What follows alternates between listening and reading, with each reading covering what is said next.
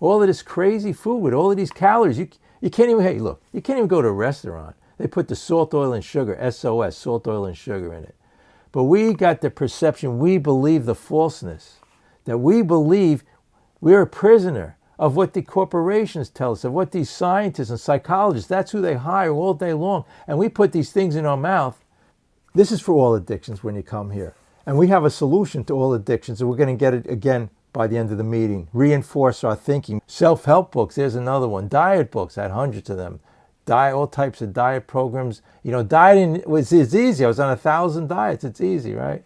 They used to say, too, when I was in AA, Alcoholics Anonymous, stopping drinking is easy. I've done 1,000 times. So here we've done this, and I know it's a fact here. Nobody can argue with me. We've done 1,000 times. 95% of it fails. The 5% that stay on this program of trying to resist it through a diet are miserable. If you happen to stay on it, why be miserable? Might as well go out, and enjoy yourself. So and it shows, right, the first sentence here explains it. What more do you need to know? Shows that the personality change sufficient to bring about recovery from alcoholism, drug addiction, food addiction, people addiction, it has manifested itself among us in different forms.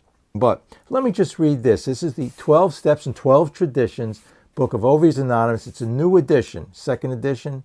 And they made a few changes. But anyway, I'm going to quickly read that. Then we're going to get right into the meeting.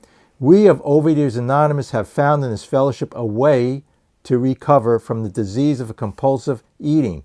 Now, here's important. We use compulsive overeating and compulsive eating interchangeably. These include, but are not limited to, overeating, undereating, food addiction, anorexia, bulimia, binge eating, overexercise, purging, and other compulsive food behaviors.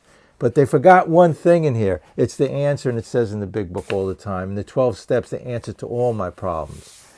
Say spiritual experience. A lot of people come into the meeting, or even they've been here for years. Have I had a spiritual experience? They still don't seem to, or they don't even go in that direction and make it all about diets. I always talk about diets or asking other people to solve their problems or trying to.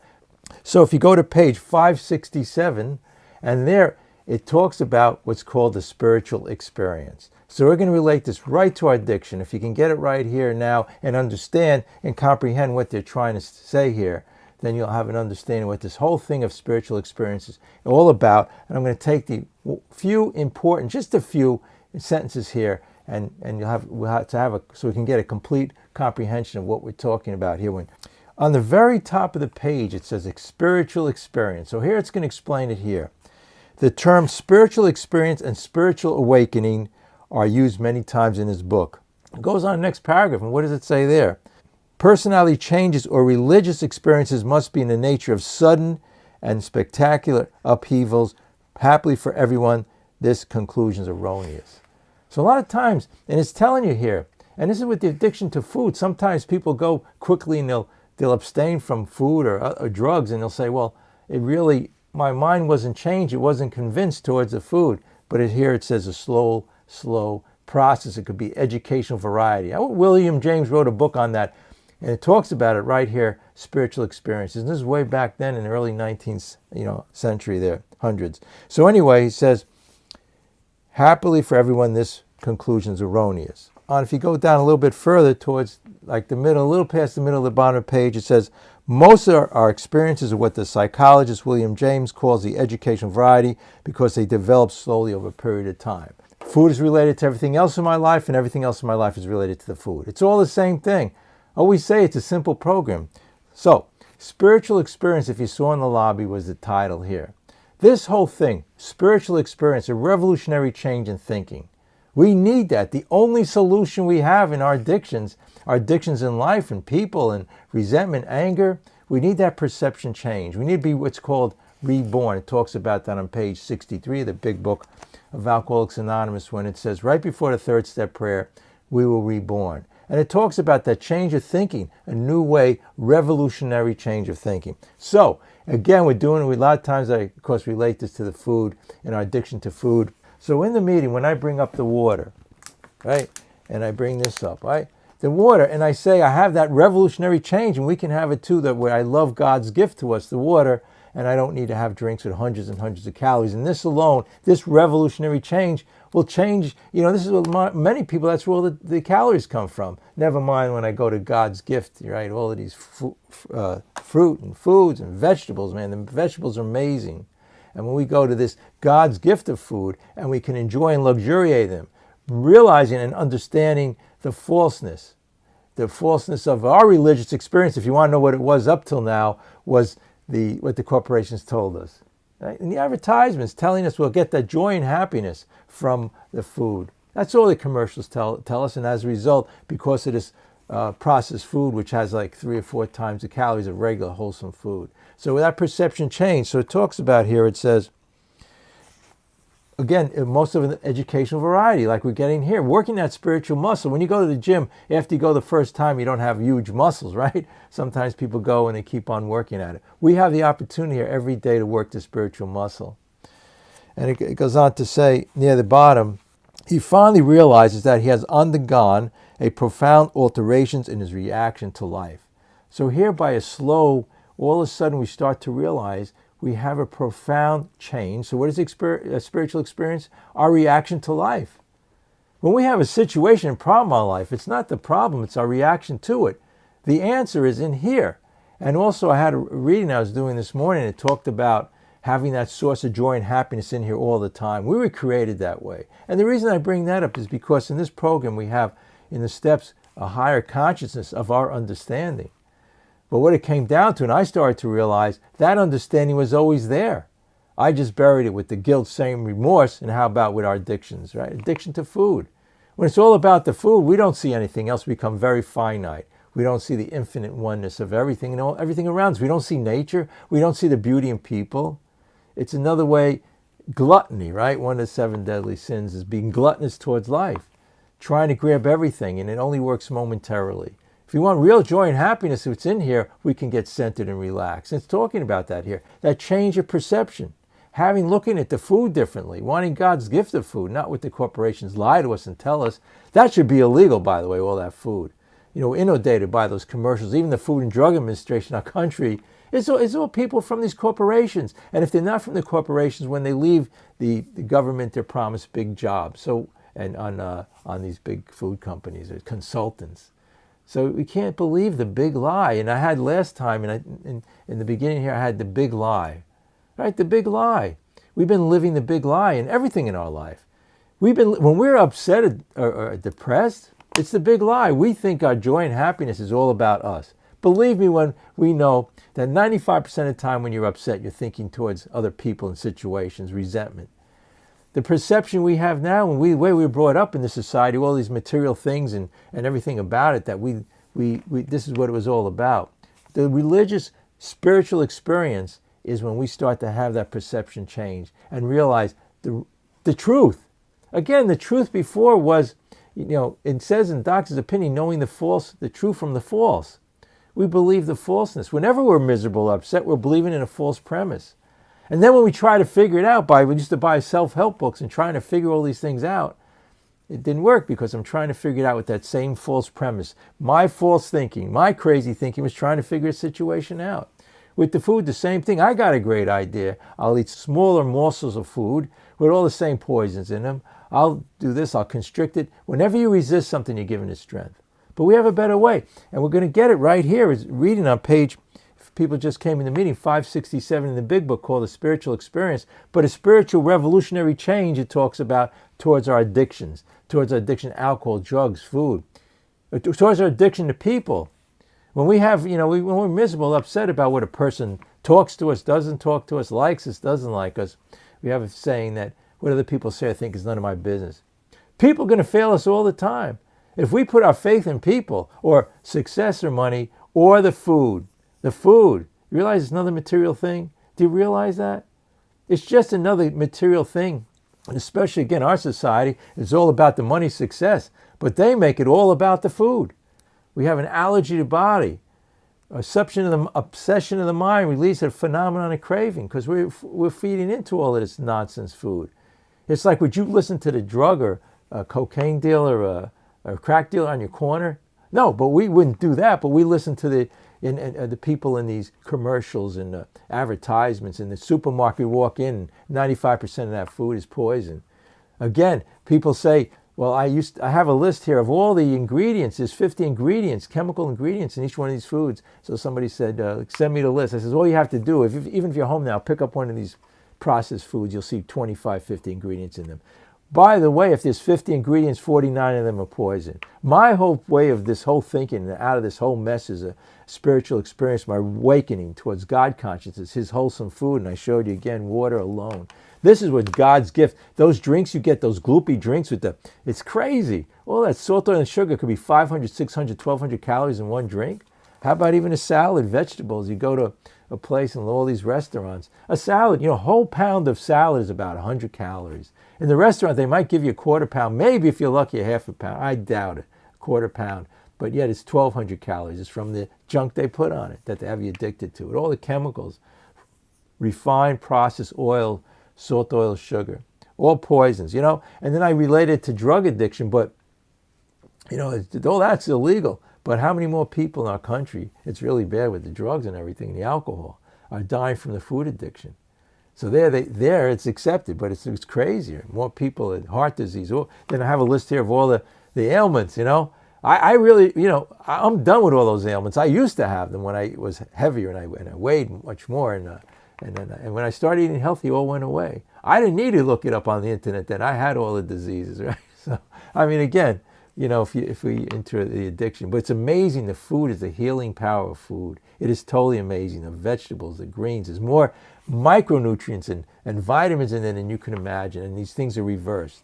When you look, if you do research, they don't have to do a new research program and get 100 people and thousands of people and do all this research. All you have to do is go to different parts of the world where they have different types of diets. Some parts of the world, there's no such thing as there's heart disease, and the type 2 diabetes isn't there if they eat what's called a healthier diet.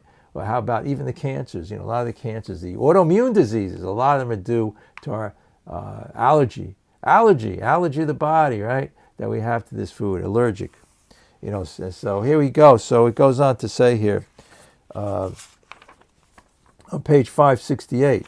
Well, actually, on the very bottom of page, I love what it says here, page 567 in the Alcoholics Anonymous Big Book, which is the actual basic book for Overeaters Anonymous, which is the basis for all life and everything you can imagine. But anyway, it says, with few exceptions, our members find that they have tapped into an unsuspected inner resource, which they presently identify with their own conception of a power greater than themselves. Here it is. Here's the whole key here. And, people say, well, I just don't get it. Do I have to look for something outside of myself? Maybe that's it. Maybe there's a deity or whatever you want, with religious affiliation you have. And it's very powerful when people have this faith and belief. But for some of us, and we have this, chapter in here called We Agnostics, but the whole point is that it's telling me here that it's inner resource. We were created in this perfection. We were created to be happy, joyous, and free. All that is inside of us. Like when we were little children, we went out and played, we're in the present. So what would happen was we decided that we're going to make it, the intelligence God gave us, we're using it, right? Self-will run riot, all about the self, taking our self-will back. If only everybody in the world would behave the way I felt they should, I'd be happy. Expectations and resentments ready to happen, right? That's in the big book too, expectations. Desire is the cause of all suffering.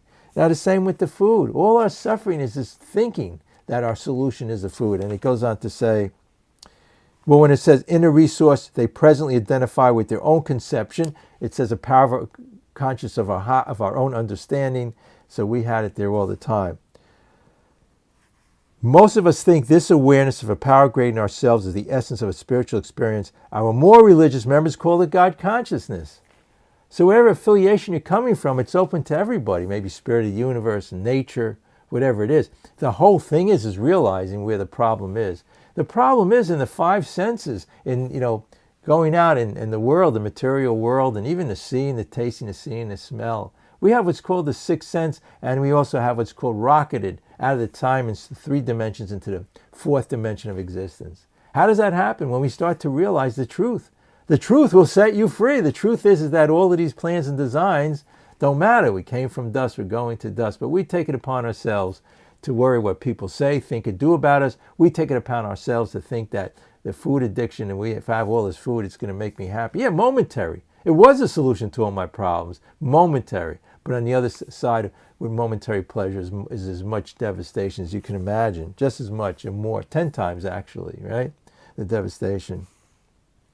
So there we go. Spiritual experience, spiritual consciousness. It's having that perception change. Hey, the diets don't work because the diets are keeping you in the problem, either in the problem or solution.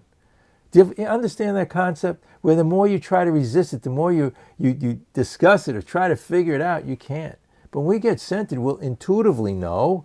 Maybe we should end with that. We'll quickly say the 10-step promises. And why do they say 9 steps says we'll intuitively know, and why on page 83, go to page 84, listen to this. This is what happens when and this is, look, people who really work these steps, not through the intellect, but through the heart. Step 1, powerless. Step 2 said we had to realize we're insane. Step 3 of surrender. The whole thing is about surrendering, letting go. And on page 84, let's go to that, and then we're going to hear from the amazing shares from everybody else. But on page 84, let me get to that. Okay. We have ceased fighting anyone or anything, trying to control something. Whether it's with a diet, whether it's trying to control people and situations, we can't do it. We're making it more real. We're saying, hey, when we try to, if I come to you in this meeting and I say, here, look, I'm having a problem with my mother-in-law, for example, or somebody in my life, or my boss at work. What am I saying? I'm saying it's a real problem, right? I'm saying that this is a problem I have in my life, and really, it's not a problem. I'm making the problem in my conception of what's going on, right? We have all kinds of phrases: hurt people. What other people say, do is none of my business. It really isn't, because they're talking. It's about them.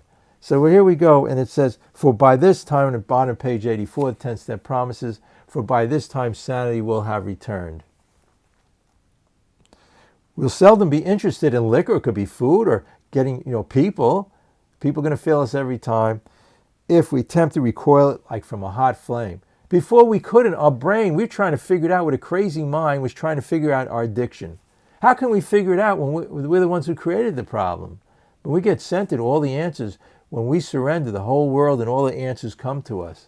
We'll have the conception and understanding, because it says he will intuitively know. And it goes on to say, this is amazing. We will react sanely and normally. It's amazing, right? It's directly related to our addiction. We will find that this will happen automatically. On the top of page 85 in the big book, Alcoholics Anonymous, we will see that our new attitude towards liquor has been given us without any thought or effort on our part. I'm glorious in my diet. People struggle and they're in pain, and I was on a strict diet for a whole year. I was so miserable that finally I couldn't, because I was trying to control it. But now with God's gift of all these foods, and I bring them in again, and it could be vegetables, it could be the grains from the ground. Hey, I always say this: high carb, low carb, high protein, low protein. People have all of these ideas. You see all over the internet, everywhere you go. I say it's not so much that, it's what you put on the food. Do you realize that? Do you realize even potato, people say, well, a potato, that's not a good diet food. It's high carb. Do you realize a potato for its size fills your stomach up? It's when you fry it and you put, I don't know, what do they put on it? Cheese on the potatoes, all kinds of garbage, right? You put on potatoes, I don't know, butter, who knows, oil, sugar, they put everything on there. Then it's 3 times the calories, right? 3 times the calories or 4 times the calories. So that's the oils from frying, right? The salt, oil, and sugar.